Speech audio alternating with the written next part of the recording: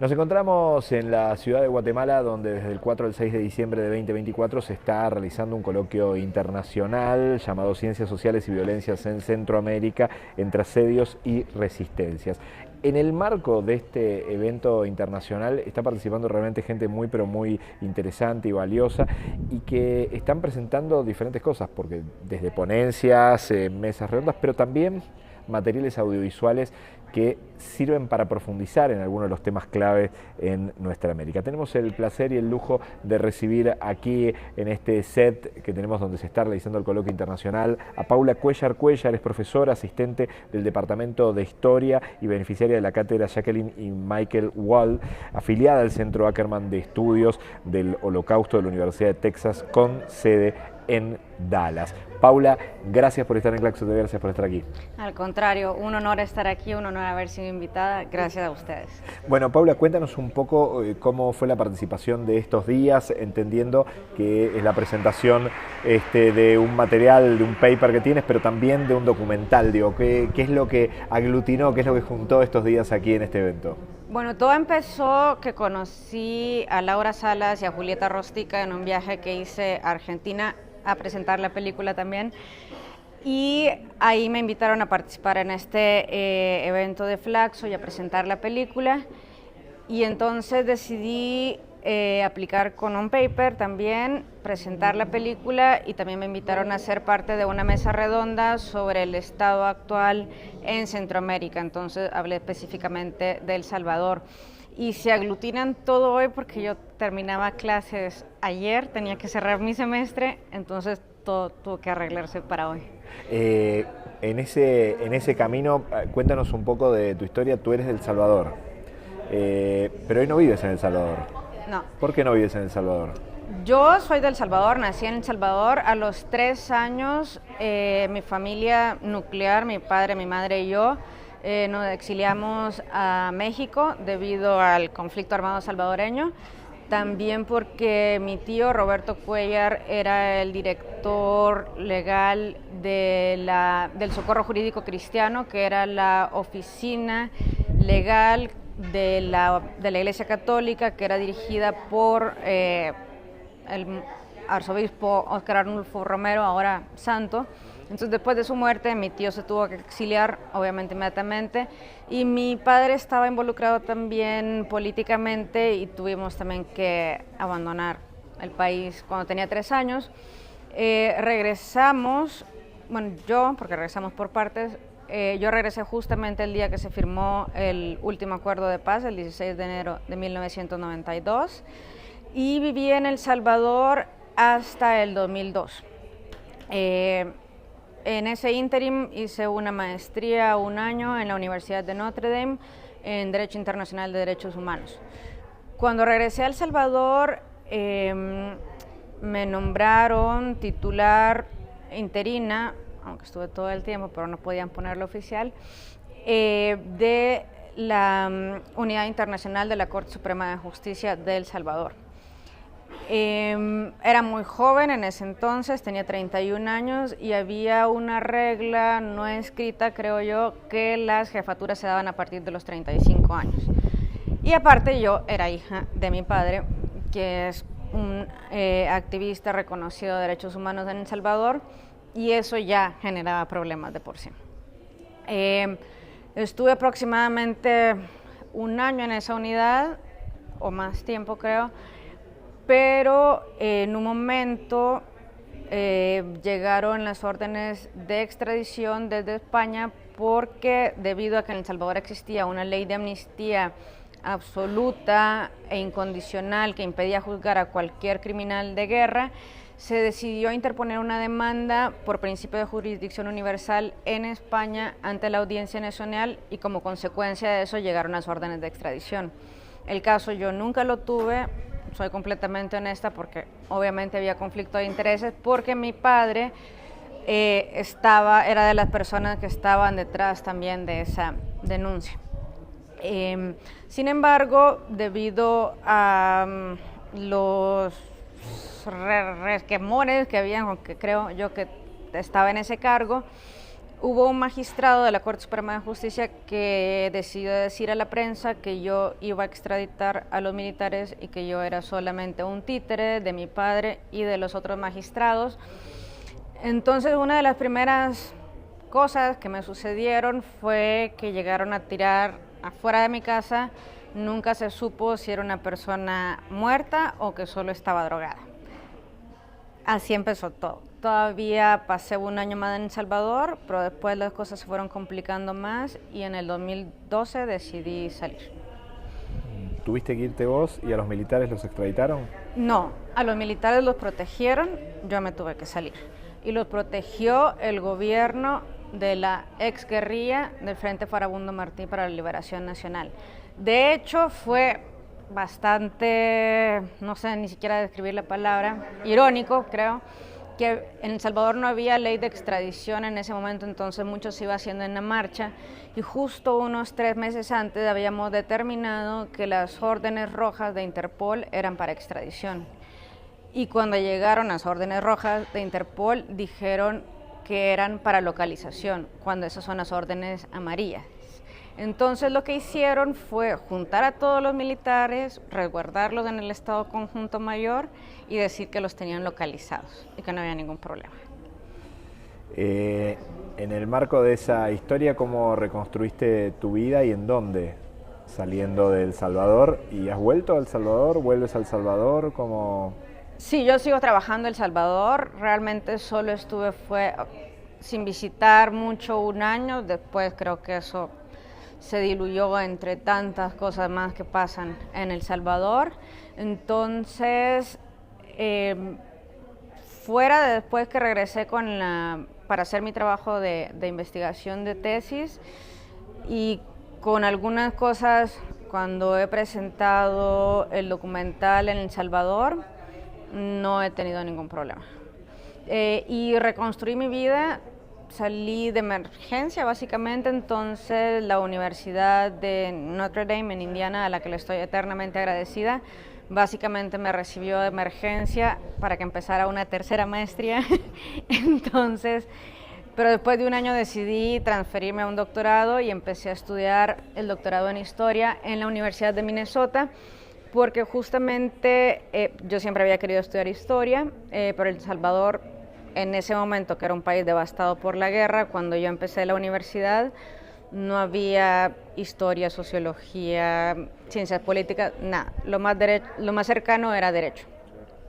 Entonces decidí retomar historia y finalmente, y también lo elegí porque tienen un excelente programa de derechos humanos y un centro de genocidio y holocausto muy importante también, y siendo mis temas, decidí que era el lugar idóneo para estudiar. En todo este camino, aquí estás presentando un documental que entiendo toca las temáticas del primer capítulo de un libro tuyo, de un futuro libro tuyo. Cuéntanos un poco. Sí, bueno, el documental, que es como un híbrido entre un documental y una película, porque hay partes que son que tienen actrices que las actúan. Están ficcionadas. Sí, entonces solo se escucha muchas veces las voces en off de las testimoniantes. El documental está basado en uno de los capítulos de mi tesis, que básicamente habla sobre la victimización que sufrieron las mujeres durante el conflicto armado en El Salvador, particularmente en el crimen de violaciones sexuales, por parte de las fuerzas de seguridad y por parte de las fuerzas guerrilleras. Cosa que las violaciones sexuales que tuvieron lugar dentro del seno de la guerrilla no se abordaba tan explícitamente antes. De hecho, cuando yo inicié mi tema de investigación, mi proceso de investigación de campo, mi premisa inicial era descubrir por qué la Comisión de la Verdad para El Salvador no había incluido casos per se sobre violaciones sexuales, no obstante que los comisionados habían establecido en su mandato que iba a ser uno de los 7 crímenes a ser investigados. Entonces, basada en esa narrativa y en otras narrativas que se siguieron perpetuando después, que presentaban únicamente a las fuerzas de seguridad como responsables de este tipo de crímenes, yo iba a investigar eso y a documentar casos de violaciones sexuales por parte de las fuerzas de seguridad. Sin embargo, cuando estaba en el proceso de investigación de campo, alguien me preguntó que si no iba también a entrevistar a mujeres que hubiesen sido violadas por la guerrilla por sus propios compañeros.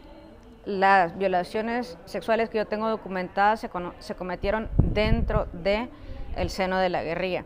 Y por eso me parece muy importante a veces mencionar el término compañero, porque creo que ahí no hubo mucho compañerismo realmente.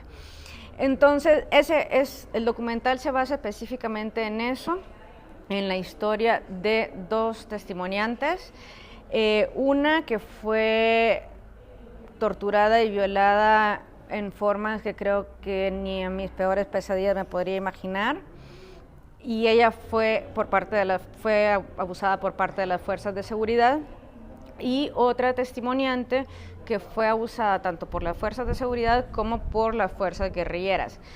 Y la intención de introducir ambos testimonios era, por un lado, documentar la brutalidad física con la que se perpetraban las violaciones sexuales por parte de las fuerzas de seguridad y los eufemismos que se utilizaban para que no existiera violencia física por parte de las fuerzas guerrilleras, pero sí mucha manipulación del consentimiento, y creo que lo que intento reflejar con eso es el tema de la traición que se da, que muchas veces creo que solamente pensamos en la muerte en términos físicos y no que pueden haber otros tipos de muertes que pueden afectar definitivamente a la persona.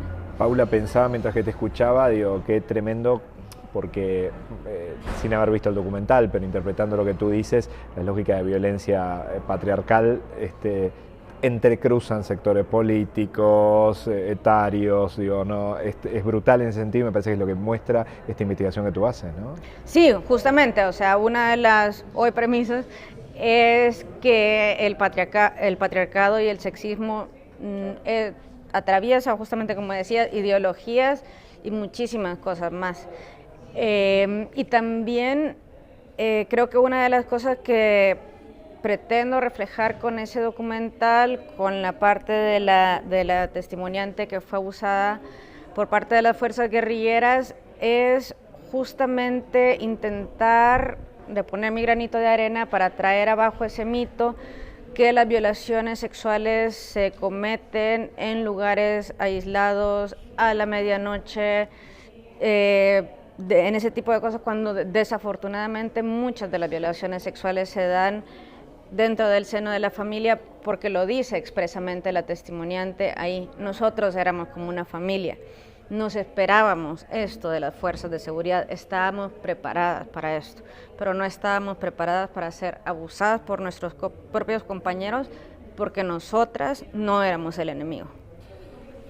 Paula, ¿cómo se puede acceder al documental, a tu trabajo en la tesis, como para poder acceder? ¿Se está proyectando en diferentes lugares? ¿Está subido en algún lugar de internet? ¿O cómo es la difusión? Ahorita estamos en ronda de festivales, empezamos en mayo del 2023, entiendo yo que son 2 años, pero eso el director de la película lo sabe mejor que yo, no yo. Entonces no la podemos hacer disponible todavía abiertamente, pero en cualquier lugar que nos invitan a presentarla, nosotros o vamos o la presentamos en Zoom y nos sentimos extremadamente honrados, porque realmente la idea inicial del documental para mí era devolverle el resultado de las investigaciones a las mujeres que generosamente me dieron su testimonio, y en un momento me di cuenta que esa idea también idealizada que tenía de alguna forma de las fuerzas guerrilleras que luchaban por la justicia social y entonces que les enseñaban a leer y a escribir a sus miembros, me di cuenta que muchas de estas mujeres veteranas de guerra no pueden leer ni escribir todavía. Entonces, cuando supe eso, en una reunión que fue un poco choqueante, puedo decir, dije, un libro no es la opción para devolverle el resultado a estas mujeres, y ahí fue que nació la idea del documental, porque al final, y por eso vamos cada vez que nos invitan a cualquier lugar, porque justamente otra de las cosas con las que me gustaría contribuir a mí es evitar el extractivismo epistémico, porque muchas veces los investigadores, las investigadoras, llegamos a los lugares, entrevistamos a la gente, extraemos la información y nunca volvemos. Y cuando estaba iniciando mi trabajo de tesis en el 2016, que no sabía ni siquiera qué iba a pasar, estaba entrevistando a 2 mujeres y una de ellas me dijo, aquí viene un montón de gente a hacernos entrevistas, haciendo lo que usted hace, ¿cómo se llama eso? Y yo, ¿tesis? Me dijo, sí, me dijo, siempre vienen y siempre dicen que van a volver y nunca lo hacen. Y yo le dije, yo voy a regresar. Entonces, justamente por eso saqué primero el documental antes del libro, y la primera presentación que tuvimos fue en el lugar donde nació la idea del documental, que fue en ese momento era 2021 cuando yo lo entrevisté, en la recién creada Asociación de Mujeres Veteranas de Guerra de El Salvador. Y esa sí fue una petición especial mía, porque la mayor parte del financiamiento se la debemos al Fondo de Naciones Unidas, al Programa de Desarrollo de Naciones Unidas, y una de las cosas que sí yo pedí específicamente es que la primera presentación fuera ahí, porque también creo que tenemos que buscar formas alternas para transmitir el conocimiento ante esta ola represiva de derecha, y la única forma es la educación. Entonces tenemos que ver cómo de verdad hacemos que la educación sea un derecho y no un privilegio. Y creo que buscar medios alternativos para transmitir el conocimiento es lo que debemos hacer en este momento. ¿Y cómo fue esa presentación? Digo, ¿qué pasó en la vuelta? Porque tú dices, ellas reclamaron que nadie vuelve. ¿Qué pasó cuando volviste y volviste de esta manera?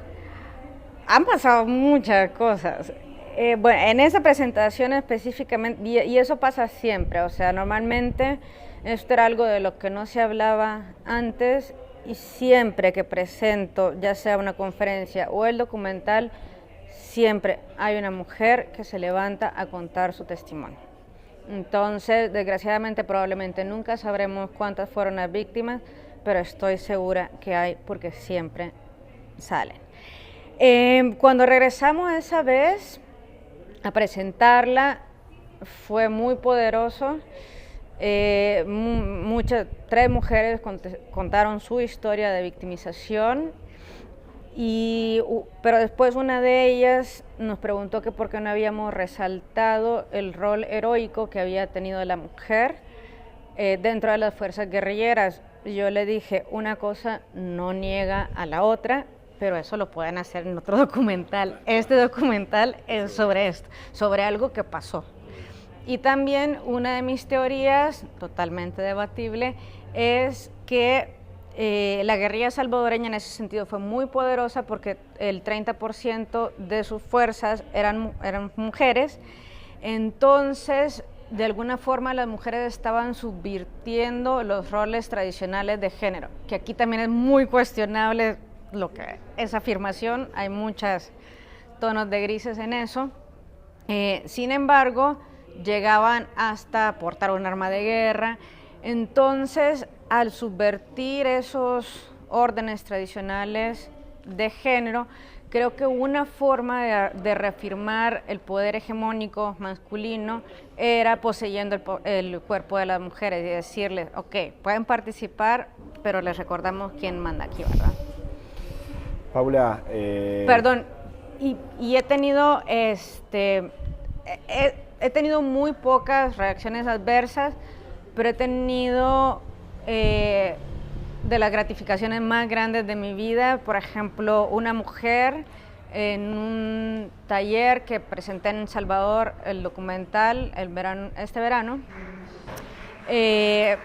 estamos en el taller y en eso hicieron grupos de trabajo, yo quedé con ella me sonreía y me saludaba todo el tiempo, estábamos al lado de la mesa, y cuando estábamos justo así de frente como estábamos tú y yo, pero estaba todo el grupo, empezó a decir, porque el tema era de violencia sexual, y empezó a decir que ella nunca había hablado de lo que le sucedió cuando fue detenida por las fuerzas de seguridad, solo una vez, cuando fue liberada, porque había que reportarle a las fuerzas guerrilleras lo que había ocurrido dentro de la detención. Y dijo, y de ahí volvió a hablar con esta mujer. Esta mujer me hizo hablar y yo pensaba, ¿quién habrá sido? Entonces, y me señaló, como que hacía, hasta que dijo, fue después de que Paula me entrevistó, que me di cuenta que si yo no hablaba, quien estaba protegiendo era el perpetrador, y desde ese momento le cuento a todo el mundo lo que me sucedió, algo que había silenciado por muchos años. Y le dije que creo que no puedo tener honor más grande que eso que me dijo. Fuertísimo, fuertísimo. Sí. Paula, agradeciéndote enormemente por todo el relato y por todo lo que nos cuentas, y con muchísimas ganas de poder ver el documental y que, bueno, y que también se pueda difundir. Te llevo muy brevemente, si te parece, a El Salvador. ¿En qué momento se encuentra El Salvador? Entendiendo que bueno, el cambio político ha traído también situaciones no solamente muy polémicas, sino muy problemáticas en términos de derechos humanos y de, bueno, y más allá de cómo esta política de seguridad o enmarcada en la seguridad parece ponerse sin importar de qué manera, ¿no? ¿Cuál es tu lectura? Mira, en El Salvador definitivamente puedo decir sin ninguna duda que ha existido un retroceso democrático enorme, porque a partir del 1 de junio de este año tenemos oficialmente un dictador, porque la Constitución de El Salvador, solo hubo una constitución en que obviamente otro dictador se religió de toda la historia de constitución en El Salvador, que ha permitido la reelección. La que tenemos actualmente, hay 7 artículos que prohíben la reelección presidencial. Entonces, oficialmente tenemos un dictador. Entonces, democráticamente, muchos retrocesos. En términos de institucionalidad, El Salvador tampoco es que tuvo en ningún momento una institucionalidad muy fuerte, pero lo poco que se había logrado construir de institucionalidad y lo poco que se había logrado generar de pesos y contrapesos se perdió totalmente cuando Nayib Bukele cooptó todas las instituciones y destruyó el Estado de Derecho. En este momento no hay ningún peso ni contrapeso en El Salvador. Bueno, el Ejecutivo lo tiene, la Asamblea Legislativa, él tiene mayoría absoluta con la que puede hacer lo que sea. También destituyó a los jueces de la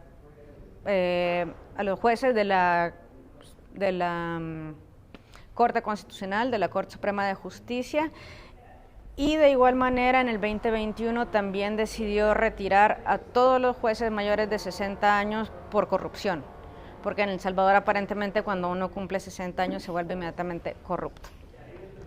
Entonces,